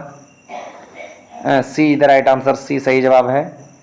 C सही जवाब है। दोनों ही उत्तल लेंस हैं। एक अवतल दर्पण में यदि दर्पण के ध्रुव और फोकस के बीच रखा गया वस्तु को, यदि दर्पण के ध्रुव और वस्तु फोकस के बीच रखा गया है, एक अवतल दर्पण में यदि वस्तु को दर्पण के ध्रुव और फोकस के बीच रखा जाए तो प्रतिबिंब बनेगा, वह होगा कैसा होगा भैया? वह होगा आभासी और बड़ा। आभासी और बड़ा। B is the right answer. एक अवतल दर्पण के ध्रुव से 30 cm की दूरी पर रखी गई वस्तु का वास्तविक प्रतिबिंब दर्पण के ध्रुव 60 cm पर बनता है, तब उस अवतल दर्पण की वक्रता त्रिज्या का मान क्या होगा? वक्रता त्रिज्या का मान क्या होगा? एक अवतल दर्पण के ध्रुव से 30 cm की दूरी पर रखी गई वस्तु का वास्तविक प्रतिबिंब दर्पण के ध्रुव 60 cm पर बनता है, उस अवतल दर्पण के वक्रता त्रिज्या का मान क्या होगा? C is the right answer. 30 cm से अधिक और 60 cm से कम। 30 cm से अधिक और 60 cm से कम। 139वां प्रश्न देखते हैं। उत्तल दर्पण द्वारा बना प्रतिबिंब, उत्तल दर्पण द्वारा बना प्रतिबिंब आभासी एवं सीधा होता है। ये सही जवाब है, आभासी एवं सीधा होता है। उत्तल दर्पण द्वारा बना प्रतिबिंब आभासी और सीधा होता है। अवतल दर्पण द्वारा उत्पन्न आवर्धन, अवतल दर्पण द्वारा उत्पन्न आवर्धन, अवतल दर्पण द्वारा उत्पन्न आवर्धन हमेशा 1 से कम होता है, हमेशा 1 से कम होता है, हमेशा 1 से अधिक होता है, 1 से कम भी हो सकता है, 1 से अधिक भी हो सकता है। तो सी सही जवाब हो जाएगा इसका, सी द राइट आंसर। उत्तल लेंस होता है, उत्तल लेंस होता है किनारे की अपेक्षा बीच में मोटा, उत्तल लेंस होता है किनारे की अपेक्षा बीच में मोटा, ये सही जवाब है। उत्तल लेंस किनारे की अपेक्षा बीच में मोटा होता है। एक अभिसारी लेंस बनाता है सदैव आभासी प्रतिबिंब, सदैव वास्तविक प्रतिबिंब, कभी आभासी कभी वास्तविक। सी is the right answer, C सही जवाब होगा इसका, कभी आभासी कभी वास्तविक बनाएगा। किमानस की क्षमता, किमानस की क्षमता 4 डायप्टर है तो यह है, 4 डायप्टर है तो यह है 25 cm फोकस दूरी का अवतल लेंस। किमानस है किसी चश्मे का क्षमता, ऐसे किसी चश्मे का क्षमता 4 डायप्टर है तो यह अवतल लेंस से 25 cm फोकस दूरी का बना, 25 cm फोकस दूरी का अवतल लेंस का बना हुआ चश्मा किमानस बोलता है, चश्मे का। हाँ, एक लेंस की क्षमता 5 + 5 डायप्टर होगा, +5 डायप्टर है यह होगा। एक लेंस की क्षमता +5 डायप्टर है तो यह होगा, यह 20 cm फोकस दूरी का उत्तल लेंस होगा, 20 cm फोकस दूरी का उत्तल लेंस होगा। एक लेंस की क्षमता +5 डायप्टर है तो यह 20 cm फोकस दूरी का एक उत्तल लेंस होगा। तो यदि अभी तक आपने वीडियो को लाइक नहीं किया है तो वीडियो को लाइक कर दीजिए, चैनल को सब्सक्राइब कर लीजिए। वीडियो बनाने में बहुत मेहनत लगता है, एक प्यारा सा कमेंट जरूर कीजिएगा। आप लोग वीडियो जब भी देखते हैं कमेंट जरूर करते रहिए, और ये भी बताइएगा कमेंट में कि आगे वीडियो किस टॉपिक पर बना है और किस चैप्टर पर बना है। धन्यवाद। आगे बढ़ते हैं अगले प्रश्न की ओर। निम्नलिखित में कौन सा कथन सत्य नहीं है? निम्नलिखित में कौन सा कथन सत्य नहीं है? निम्नलिखित में कौन सा कथन सत्य नहीं है? ए, आभासी प्रतिबिंब को पर्दे पर प्राप्त नहीं किया जा सकता है। अच्छा। बी, समतल दर्पण प्रकाश का एक अच्छा अवशोषक होता है। सी, प्रकाश सरल रेखा में चलता प्रतीत होता है। डी, प्रकाश ऊर्जा का एक रूप है। निम्नलिखित इसमें कौन सा सत्य नहीं है, मतलब कौन सा असत्य है? तो इसका जवाब होगा बी, समतल दर्पण प्रकाश का एक अच्छा अवशोषक होता है। ये गलत है, बाकी सब सही जवाब है। तो B is the right answer. Lens का प्रकाश केंद्र, लेंस का प्रकाश केंद्र हमेशा लेंस के पदार्थ के अंदर स्थित होता है, हमेशा लेंस के पदार्थ के बाहर स्थित होता है, हमेशा लेंस की सतह पर स्थित होता है। लेंस के अंदर या बाहर उसकी सतह पर हो सकता है, इसका जवाब होगा लेंस के बाहर, अंदर, बाहर या उसकी सतह पर हो सकता है। D is the right answer. किसी माध्यम का निरपेक्ष अपवर्तनांक होता है, किसी माध्यम का निरपेक्ष अपवर्तनांक निर्वात में प्रकाश की चाल बटा माध्यम में प्रकाश की चाल होती है। निर्वात में प्रकाश की चाल बटा माध्यम में प्रकाश की चाल होती है। निर्वात में प्रकाश की चाल बटा माध्यम में प्रकाश की चाल होती है। निर्वात में प्रकाश की चाल बटा माध्यम में प्रकाश की चाल होती है। अच्छा। निम्जालर मकान सा कथन सत्य है। निम्जालर मकान सा कथन सत्य है। इसका जवाब होगा D is the right answer. D सही जवाब होगा। कांच की अपेक्षा पानी का प्रकाशतत्व विरल माध्यम है। देखिए, निम्न में से कौन सा कथन सत्य है? तो डी कथन सत्य है। निम्जालर लिखा गया था। निम्नलिखित में कौन सा कथन गलत है? निम्नलिखित में कौन सा कथन गलत है? तो कथन सी गलत है। लेंस की क्षमता का सही मात्रक डायप्टर है, यह बात गलत है। कथन सी गलत है। लेंस की क्षमता का सही मात्रक डायप्टर है, यह बात गलत है। C the right answer. 50वां प्रश्न है, संबंध F बराबर R/2 सत्य है।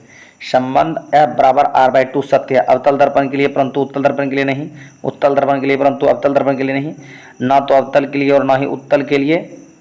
और अवतल दर्पण के लिए भी और उत्तल दर्पण के लिए भी।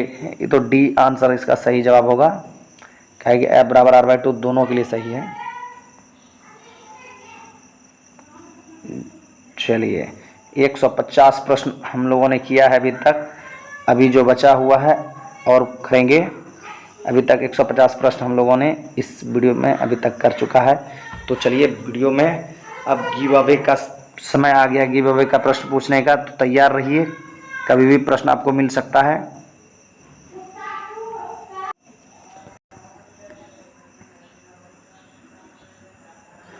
इस वीडियो में आपको क्लास 10th का फिजिक्स ऑब्जेक्टिव चैप्टर 1 में जितने भी VVI या इम्पोर्टेंट ऑब्जेक्टिव प्रश्न हैं, क्वेश्चंस हो सकते हैं थे, वो सभी ऑब्जेक्टिव क्वेश्चन यहाँ दिए जा रहे हैं आंसर के साथ। इसमें आपको 175 ऑब्जेक्टिव प्रश्न मिलेगा। 10th physics objective question chapter 1। चलिए 151वां प्रश्न है, एफ फोकस दूरी के एक उत्तल लेंस के लिए वस्तु और उसके वारण वक्र प्रतिबिंब के बीच की दूरी। नहीं, थोड़ा लिखने में गड़बड़ी है। एफ फोकस दूरी के उत्तल लेंस के लिए वस्तु और उसके प्रतिबिंब के बीच की दूरी, तो इसका सी सही जवाब होगा। C is the right answer. 4F से कम नहीं हो सकता, 4F से कम नहीं हो सकता है। यदि किसी वस्तु को समतल लेंस के यदि किसी वस्तु को सरल लेंस के फोकस तथा फोकस दूरी की सानी दूरी के बीच रखा जाए तो उसका प्रतिबिंब बनेगा, तो B is the right answer. वास्तविक उल्टा था बड़ा।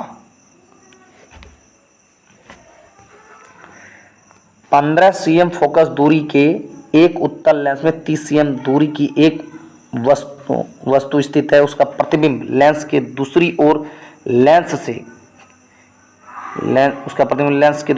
कितनी दूरी पर बनेगा? तो 30 cm की दूरी पर बनेगा। सी इज द राइट आंसर। विरल माध्यम से सघन माध्यम में प्रवेश करने पर किरण अपवर्तन के बाद कोण में क्या संबंध है? विरल माध्यम कहता है विरले पाटनम को सघन माध्यम में प्रवेश पर अपने अपवर्तन कोण में क्या संबंध है? तो अपवर्तन कोण छोटा होता है, क्वेश्चन ये था विरल माध्यम से सघन माध्यम में प्रवेश करने पर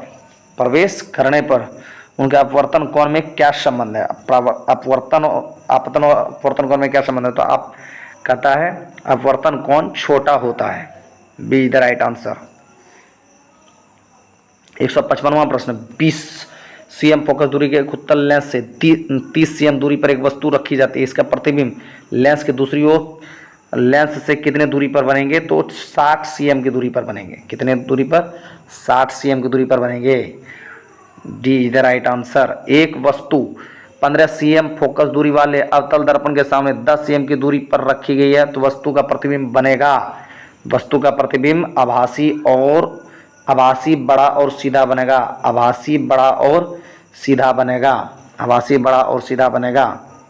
बी सही जवाब है। जब प्रकाश की एक किरण दो माध्यम को पृथक करने वाली सतह पर लंबवत आपतित होती है, जब प्रकाश की एक किरण दो माध्यम को पृथक करने वाली सतह पर लंबवत पड़ती है तो क्या होता है? वो बिना मुड़े सीधे निकल जाती है। ये सही जवाब है।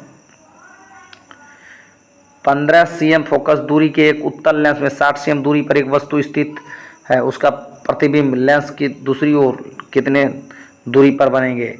तो 20 सेंटीमीटर की दूरी पर बनेंगे। कितने दूरी पर? 20 सेंटीमीटर की दूरी पर बनेंगे। 20 सेंटीमीटर की दूरी पर बनेंगे। प्रकाश की एक किरण जब विरल माध्यम से सघन माध्यम में जाती है तो वह विरल माध्यम से जब सघन माध्यम में जाते हैं तो अभिलंब की ओर मुड़ जाती है। B is the right answer. यदि लेंस का आधा भाग काले कपड़े में ढक दिया जाए तो लेंस द्वारा बने प्रतिबिंब का क्या प्रभाव होगा? तो कहता है डी सही जवाब है इसका। कहता है यदि लेंस का आधा भाग काले कपड़े से ढक दिया जाए तो लेंस द्वारा बने प्रतिबिंब पर क्या प्रभाव होगा? तो प्रतिबिंब की तीव्रता कम हो जाएगी, प्रतिबिंब की तीव्रता कम हो जाएगी, प्रतिबिंब की तीव्रता कम हो जाएगी। D is the right answer. अगला प्रश्न है 61वां प्रश्न। सघन माध्यम से विरल माध्यम में जाने पर आपतन कोण तथा अपवर्तन कोण में क्या संबंध होता है? सघन माध्यम से विरल माध्यम में जाने पर आपतन कोण अपवर्तन कोण में क्या संबंध होता है? तो अपवर्तन कोण बड़ा होता है, अपवर्तन कोण बड़ा होता है, अपवर्तन कोण बड़ा होता है, अपवर्तन कोण बड़ा होता है। B is the right answer. उत्तल लेंस से आवर्धित वास्तविक प्रतिबिंब बनेगा जब वस्तु रखी गई हो। उत्तल लेंस से आवर्धित वास्तविक प्रतिबिंब बनेगा जब वस्तु रखी गई हो फोकस दूरी और दुगुनी फोकस दूरी के बीच, फोकस दूरी और दुगुनी फोकस दूरी के बीच, फोकस दूरी और दुगुनी फोकस दूरी के बीच। ए इज द राइट आंसर।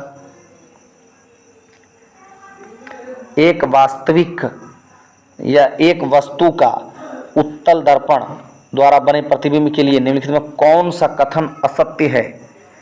तो कथन बी, प्रतिबिंब वास्तविक बनता है, ये कथन असत्य है उत्तल लेंस के लिए, उत्तल दर्पण के लिए। उत्तल दर्पण में कभी भी वास्तविक प्रतिबिंब नहीं बनता है, इसमें हमेशा आभासी प्रतिबिंब बनता है, इसीलिए वो कथन गलत है। एक वस्तु को 20 cm वक्रता त्रिज्या के उत्तल दर्पण के सामने 40 cm पर रखा जाता है तो प्रतिबिंब बनेगा।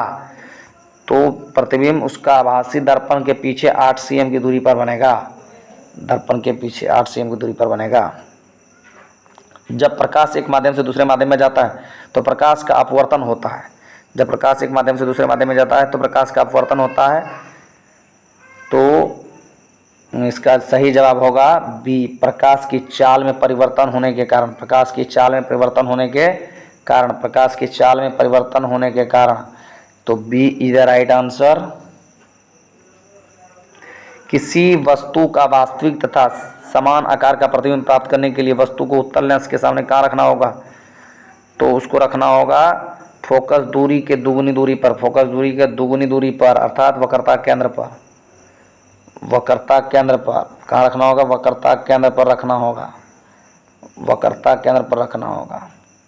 ए is the right answer. A सही जवाब है इसका, ए इज द राइट आंसर। अच्छा, प्रिज्म की अपवर्तक सतह से होकर प्रवेश करती हुई जब प्रकाश की किरणें बाहर निकलती हैं तब, प्रिज्म की अपवर्तक सतह से होकर प्रवेश करती हुई जब प्रकाश की किरणें बाहर निकलती हैं तब, तो इसका हो जाएगा डी, किरण के आधार की ओर मुड़ जाती है, किरण के आधार की ओर मुड़ जाते हैं। प्रिज्म की अपवर्तक सतह से होकर प्रवेश करती हुई जब प्रकाश की किरणें बाहर निकलती हैं तो वो आधार की ओर मुड़ जाती हैं। बी सही जवाब है। जब प्रकाश की किरणें किसी लेंस के प्रकाश केंद्र से होकर गुजरती है तो वह जब प्रकाश की किरणें किसी लेंस के प्रकाश के केंद्र से होकर गुजरती है तो वह केवल विस्थापित हो जाती है, केवल विस्थापित हो जाती है, तो वह केवल विस्थापित हो जाती है। B is the right answer. B सही जवाब है। फ्लिंट कांच की एक छड़ को कार्बन डाइसल्फाइड में डुबाया जाता है तो वह लगभग अदृश्य हो जाता है, ऐसा होने का कारण क्या है? फ्लिंट कांच की छड़ को जब कार्बन डाइसल्फाइड में डुबाया जाता है तो वह लगभग अदृश्य हो जाता है, ऐसा होने का कारण है फ्लिंट कांच और कार्बन डाइसल्फाइड के अपवर्तनांक का मान समान होना। फ्लिंट कांच और कार्बन डाइसल्फाइड का अपवर्तनांक का मान समान होना, इसीलिए एक दूसरे में समा जाता है। लेंस से किसी वस्तु की दूरी प्रतिबिंब की दूरी तथा लेंस द्वारा प्राप्त आवर्धन में संबंध क्या है? सी इज द राइट आंसर। आवर्धन बराबर प्रतिबिंब की दूरी बटा वस्तु की दूरी, आवर्धन बराबर प्रतिबिंब की दूरी बटा वस्तु की दूरी। किसी वस्तु का अवतल दर्पण द्वारा बना प्रतिबिंब आभासी सीधा तब वस्तु से बड़ा पाया जाता है। वस्तु की स्थिति कहाँ होनी चाहिए?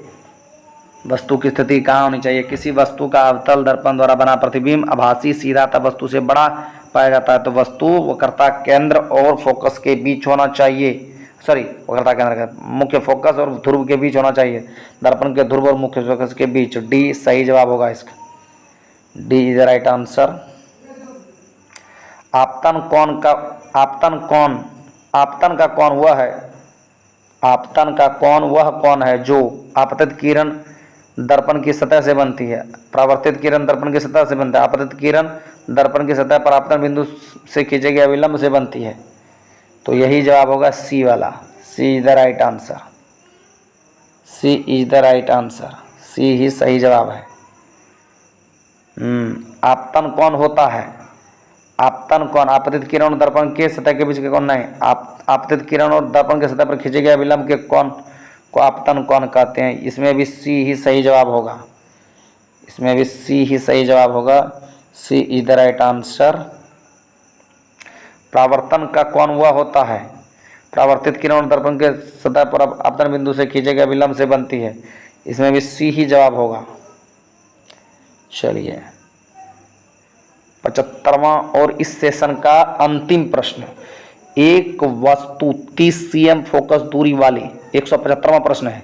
एक वस्तु 30 cm फोकस दूरी वाले उत्तल लेंस से 30 cm की दूरी पर रखी है। लेंस को वस्तु की ओर 15 cm खिसका देने पर वस्तु का प्रतिबिंब बनेगा। तो इसका जवाब होगा डी, आभासी और वस्तु से बड़ा बनेगा। आभासी और वस्तु से बड़ा बनेगा। चलिए गिव अवे का प्रश्न का समय आ गया है। तो आपके लिए गिव अवे का प्रश्न रहेगा, ध्यान से सुन। तो गिव अवे का प्रश्न रहा ये कि प्रकाश कौन सा तरंग है? प्रकाश कौन सा तरंग है?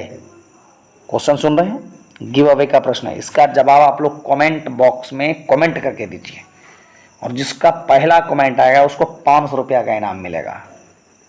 आपको कुछ करना कुछ नहीं है, वीडियो को लाइक करना है, चैनल को सब्सक्राइब कर लेना और प्यारा सा एक कमेंट कर देना है।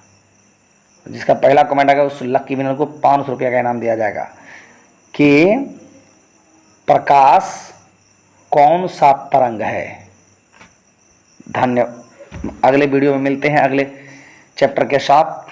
तब तक मस्त रहिए, जबरदस्त रहिए। जय हिंद, जय भारत।